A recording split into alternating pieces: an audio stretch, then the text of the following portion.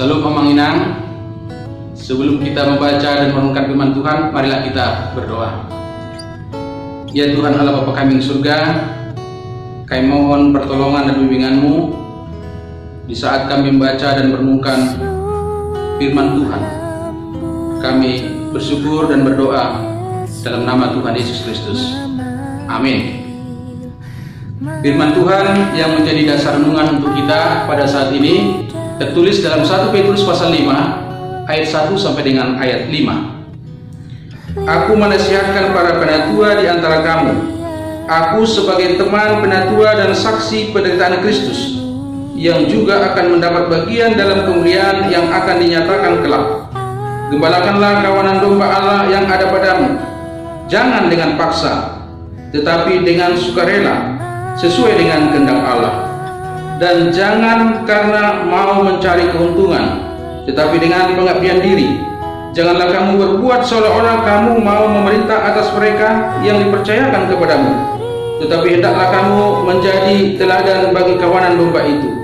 Maka kamu, apabila Gembala Agung datang, kamu akan menerima mahkota kemuliaan yang tidak dapat layu. Demikian jugalah kamu, hai orang-orang muda, tunduklah kepada orang-orang yang tua. Dan kamu semua, rendahkanlah dirimu seorang terhadap yang lain, sebab Allah menentang orang yang congkak, tetapi mengasihani orang yang rendah hati. Demikian pembacaan firman Tuhan.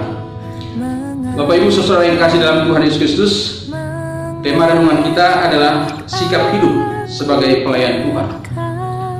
Nats ini adalah bagian nasihat dari Rasul Petrus yang ditujukan kepada para pengikut Kristus dan juga kepada para pelayan Tuhan, kepada para penatua yang ketika itu banyak menghadapi pergumulan, tantangan, masalah. Mereka hidup dalam penderitaan. Namun meskipun dalam situasi demikian, hendaknya mereka tetap kuat, teguh dalam iman, dan tetap setia beribadah, dan juga setia melayani. Ada 3 sikap pelayan Tuhan yang ditekankan dari firman Tuhan ini.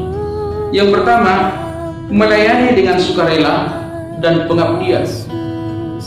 Ini merupakan nasihat yang ditujukan kepada penatua, para pelayan Tuhan, agar mereka melayani jangan karena terpaksa atau dipaksa, tetapi dengan sukacita, dengan ketulusan, dengan pengabdian diri, dengan pengabdian, mempersembahkan dirinya, memberikan dirinya untuk melaksanakan tugas pelayanan yang dipercayakan Tuhan. Tuhan yang memberikan kemampuan, Tuhan yang memberikan talenta untuk melaksanakan tugas pelayanan itu di tengah-tengah jemaat. Ditekankan dalam bagian ini supaya mereka melayani dengan pengabdian, bukan karena mencari keuntungan, kehebatan, tetapi semata-mata oleh karena mempersembahkan diri, memberikan dirinya untuk ambil bagian dalam melaksanakan tugas pelayanan itu. Yang kedua, menjadi teladan di tengah-tengah jemaat, menjadi contoh, menjadi panutan, bisa ditiru akan kebaikannya, bisa diikuti apa yang dia lakukan, menjadi kebanggaan, menjadi sukacita di tengah-tengah jemaat.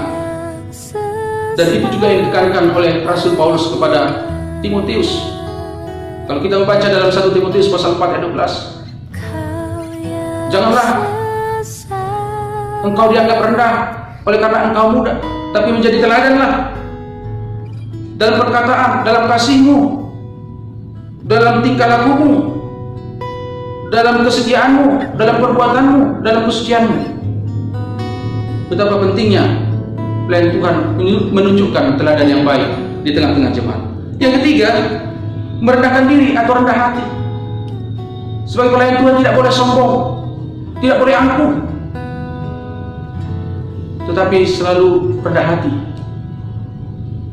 mau menghargai, menghormati sesamanya, menghormati orang lain, menerima mereka yang berbeda, dan memperhatikan apa yang menjadi kebaikan bagi banyak orang. Dalam Matius pasal 23 ayat 12 dikatakan, barang siapa yang meninggikan diri, ia akan direndahkan. Tapi barang siapa yang merendahkan dirinya, ia akan ditinggikan. Bapak Ibu Saudara yang dikasihi dalam Tuhan Yesus Kristus, dari firman Tuhan ini kita telah mengetahui sikap hidup sebagai pelayan Tuhan. Dalam mereka melayani dengan sukarela, dengan pengabdian, menjadi teladan dan juga rendah hati. Marilah kita semua umat yang dikasihi Tuhan mau ambil bagian menjadi pelayan Tuhan. Kita melayani dengan sukarela, dengan ketulusan, dengan pengabdian. Kita melayani dengan kerendahan hati dan menjadi teladan bagi banyak orang. Tuhanlah yang dimuliakan. Kita semuanya diberkati. Amin. Marilah kita berdoa. Ya Tuhan Allah Bapa kami surga, terima kasih untuk firman Tuhan yang boleh kami renungkan. Biarlah firman Tuhan yang telah kami renungkan ini bisa bertumbuh dan berkembang dan berbuah untuk kemuliaan Tuhan dan menjadi sukacita bagi banyak orang. Kami berdoa dalam nama Tuhan Yesus Kristus. Amin.